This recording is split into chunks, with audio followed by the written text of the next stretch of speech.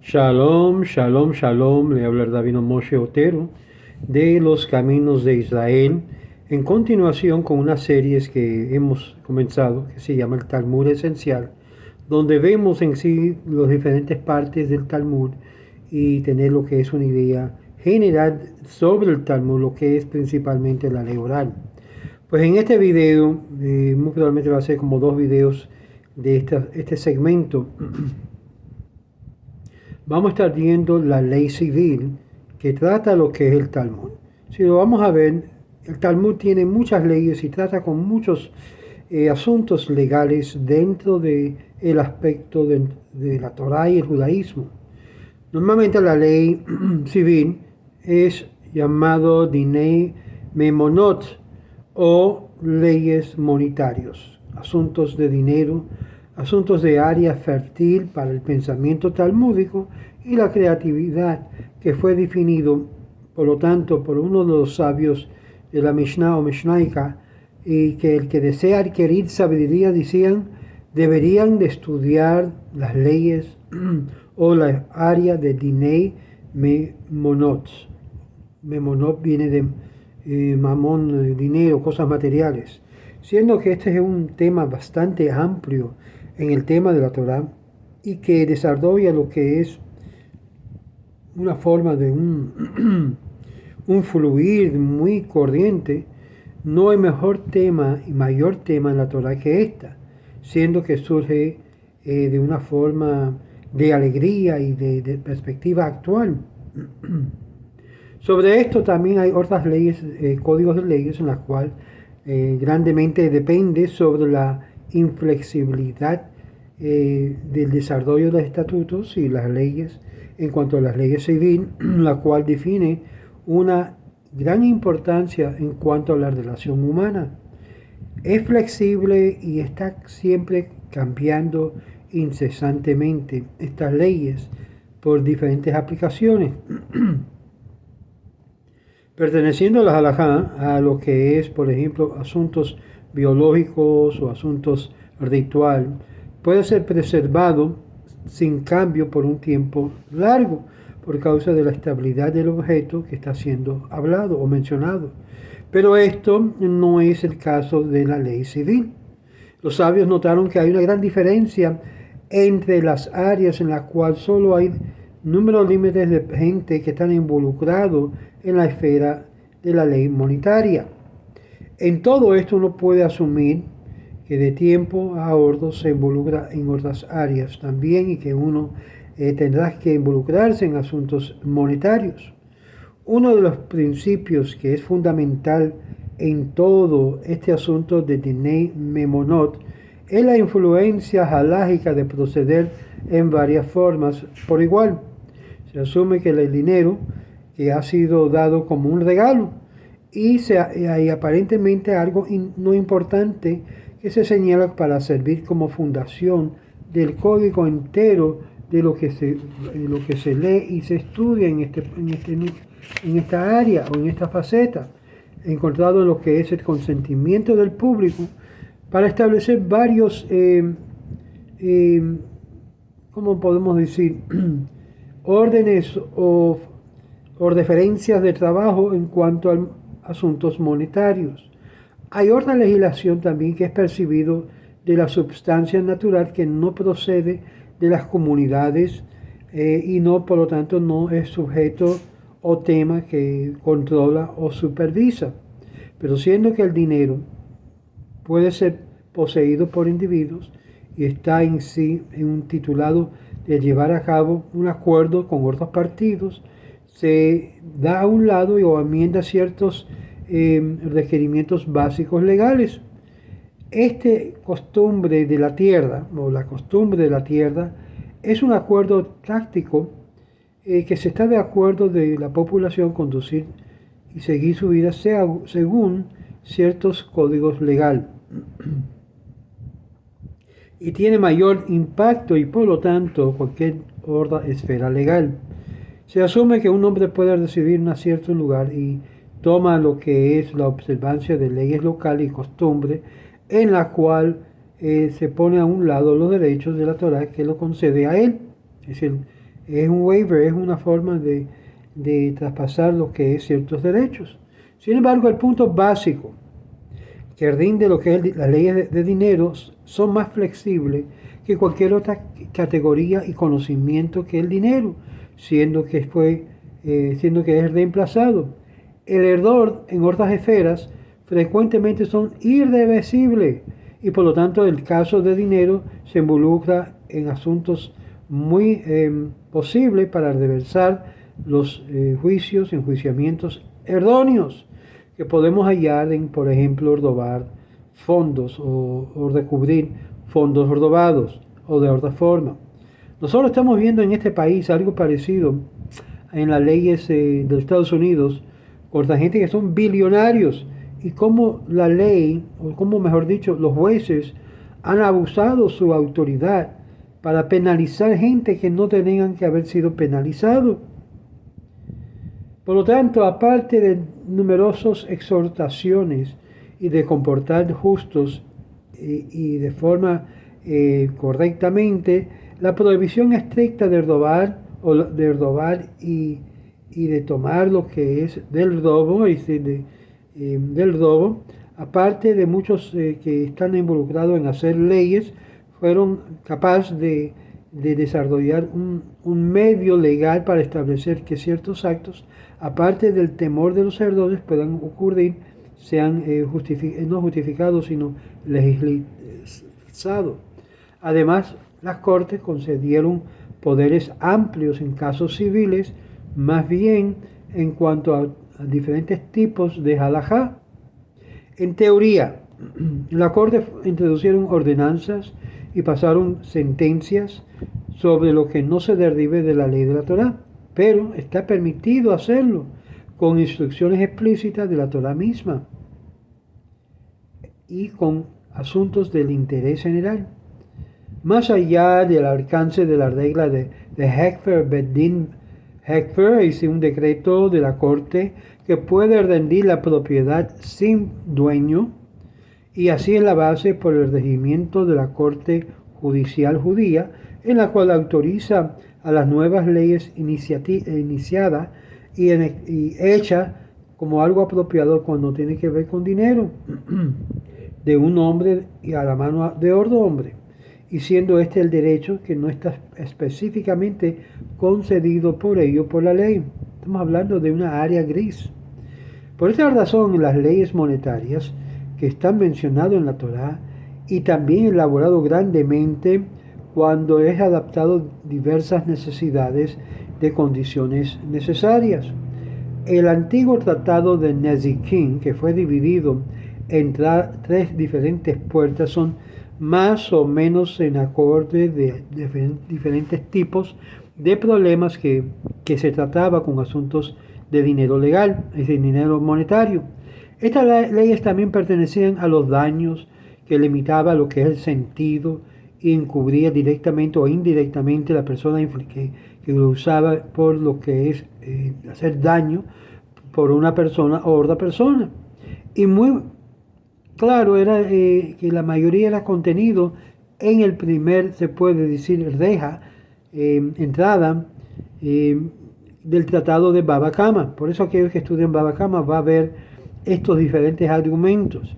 Si ustedes quieren saber por qué los judíos han tomado la fama de ser increíblemente buenos en cuanto al dinero, es por causa de estas leyes en las cuales nos guía y nos dirige a nuestra vida cotidiana. Y no es que nosotros somos dichosos de ser gente que saben manejar dinero. Aún si lo vamos a ver, hay mucha gente que nos han difamado diciendo que somos álvaro con el dinero. No, el dinero es un regalo de Dios que Dios le concede a la persona y debe de manejarlo de una forma correcta y justa delante de Dios y delante de los hombres. Según la discusión en la sección de Baba Metzia, por ejemplo, tenemos leyes pertenecientes a asociaciones, partnership, leyes acerca de la venta, leyes acerca de documentos legales que aparece en la tercera sección de Baba Batra. Todo esto incumbe al judío de cómo va a tratar a la persona con que está tratando en un negocio. Hay también diferentes tipos de daños que fueron enumerados en las Mishnah antiguas como los primeros avot, los principios principales de la categoría de daños. Y estos eventualmente se expandió a más de 24 diferentes áreas. Basado en el Mishnayot, los bien antiguos, y eran muy enigmáticos y claramente con su brevedad, trataron de traer a la superficie, levantar lo que es la controversia sobre asuntos que significaban precisamente ciertos términos por seguro. Aunque habían 3 principios en general, el asunto principal era en sí cómo llevar a cabo que lo que era justo y correcto delante de Dios y los hombres. Más tarde se acordó que los cuartos avot no incluía necesariamente el ser dañado por la inflicción, pero más bien dañado por causa de la propiedad por la cual el individuo era responsable. La definición, por ejemplo, mishnaico del buey, o el cistén, el hueco en la tierra, o la grama, o la conflagración, debe ser visto más bien como símbolos simbólicos, y los sabios lo pusieron de esta forma. Si uno cree que su buey o que el buey en el Talmud realmente es un buey, no ha ni siquiera comenzado a entender la halajá. La clasificación anterior, brevemente, fue también servido como un prototipo que divide a los daños, como en caso de que el cuerno fue causado por el cuerno de un animal, o el diente, o el pie, o el hueco en la tierra, o por el fuego. Estas 3 son causados por animales y los otros 2 son por objetos inanimados.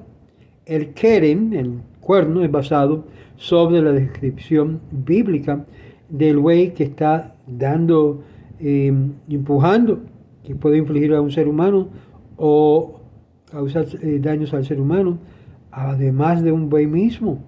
También el daño causado por un animal a través de daños con intención.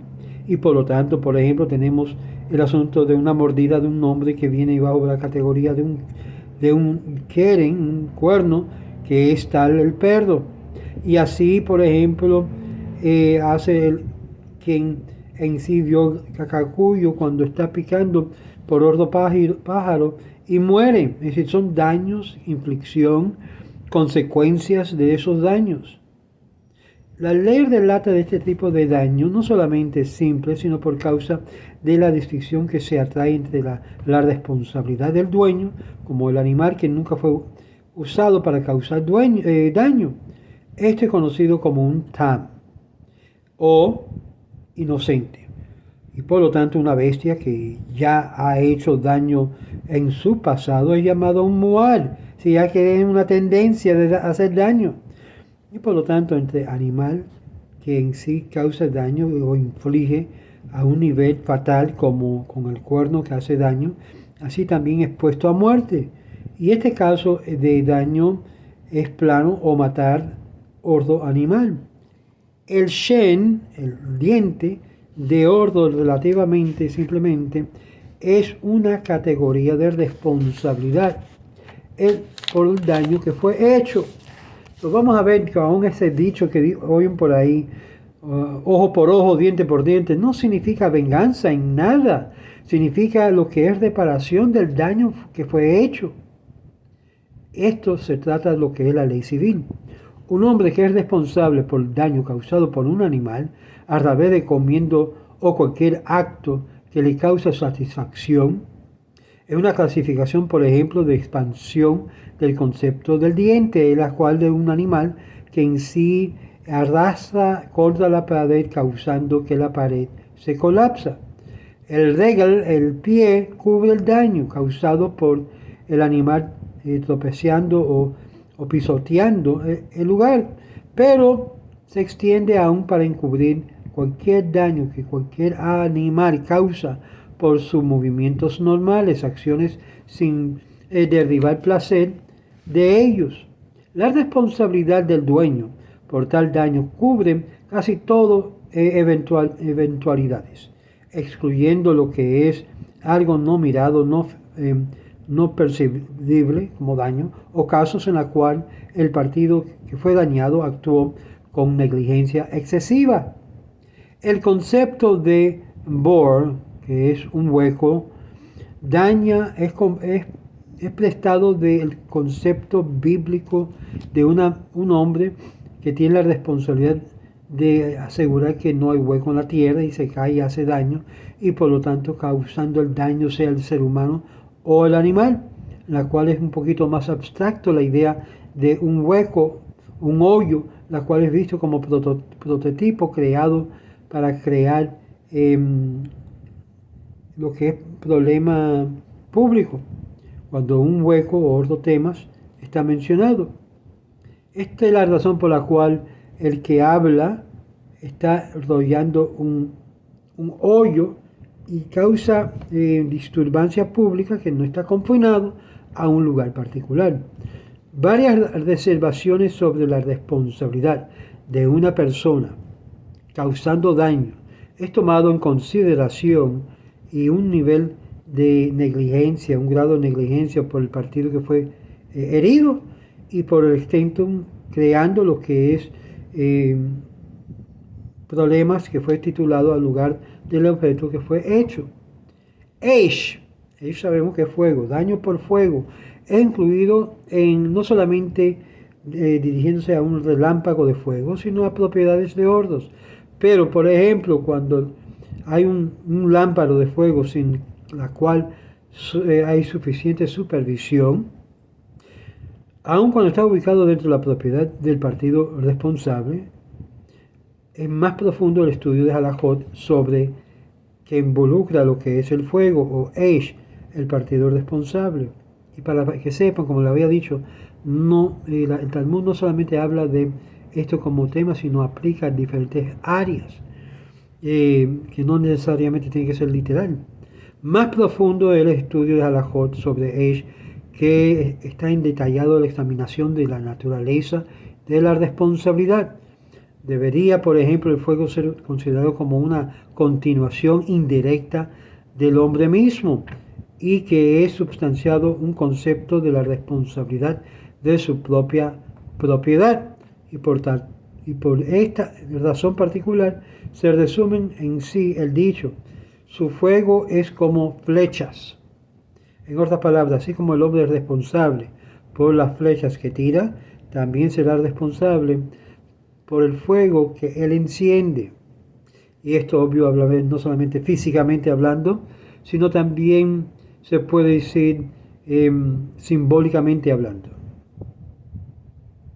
Otro punto de vista es la responsabilidad del fuego, que no debe ser remoto, especialmente acerca de la acción del hombre causando directamente, aunque sin el contacto directo. El rango de problemas que se conecta a esta pregunta y las variedades de limitación sobre las responsabilidades relacionadas sobre el tema general de la pregunta sobre la inflicción de daño involucra diferentes aspectos. Una distinción que se atrae sobre el asunto de dos conceptos que son similares en nombre y en esencia. Por ejemplo, Grama ben Nesekim, un estado en el cual el hombre llega a ser la causa directa del daño. Por ejemplo, él envía a sus trabajadores de ganado al campo del vecino. Y Dina de Garmei, las leyes para perpetrar, relatando con daños indirectos. Un ejemplo de esto del anterior es un hombre que quema una nota promisoria que le pertenece a otra persona. Ese daño directo es causado por en sí tomar un pedazo de papel que sin duda tiene que pagarlo por el doble, pero el dueño de la nota puede, como consecuencias, perder una gran suma de dinero. Esta es la razón que la pregunta hasta el grado de la responsabilidad del daño de este tipo se presenta. ¿Deberá el que quema ser considerado como había infligido directamente el daño, por la cual tiene la responsabilidad directa, o mera solamente por causa del daño que el prestamista, el que estaba prestando, rehusó de repagarle el préstamo en ausencia de esta nota? A través de esto hay responsables completos por la cual viene el resultado. Y es la pregunta que se hace. ¿Cuál es la responsabilidad? Después de generaciones de disputa en esta esfera, la conclusión talmúdica era que la responsabilidad existe en la categoría secundaria como también primaria, aunque no hay participación en el daño. Ahora vamos a ver la opinión de la minoría. Baruch atah Adonai Eloheinu melech haolam asher hakol nihiyah bidvaro.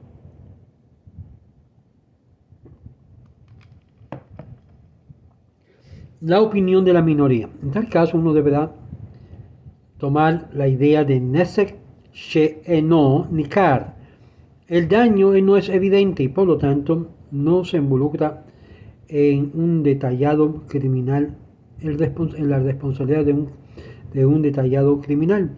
Por ejemplo, un hombre que en sí profana la ofrenda de fuego que le pertenece a otro. El daño puede ser causado simplemente por haber tocado la ofrenda sin actualmente hacer ninguna diminución. Pero la ofrenda, sin embargo, se considera inedible en muchos asuntos sin valor. En este caso, el comportamiento que causó el daño, el dañador, puede erradamente considerarlo como una acción deliberada, según el criterio normal, aunque el daño puede ser severo extremadamente.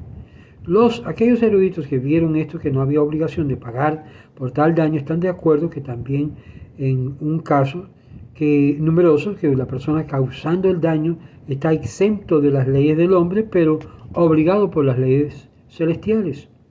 Esto es decir, que en sí lleva a cabo la carga de ninguna responsabilidad legal, pero está obligado de pagarlo por la obligación moral. La corte no puede forzarlo a pagar los daños, pero moralmente está obligado a recompensar la víctima del daño. Y por lo tanto, esta red entera de las leyes perteneciendo al individuo que desea cumplir su obligación moral, aunque no hay presión legal, debe ser traído para que tenga que cargar con esa responsabilidad. He aquí también Halajot, que establece un hombre que no era con el fin de pagarlo por su deuda moral, y por lo tanto no hay responsabilidad existente ya. Aquí para. Vamos a pautar aquí mismo y entonces continuaremos en el segundo video, la continuación de la ley civil.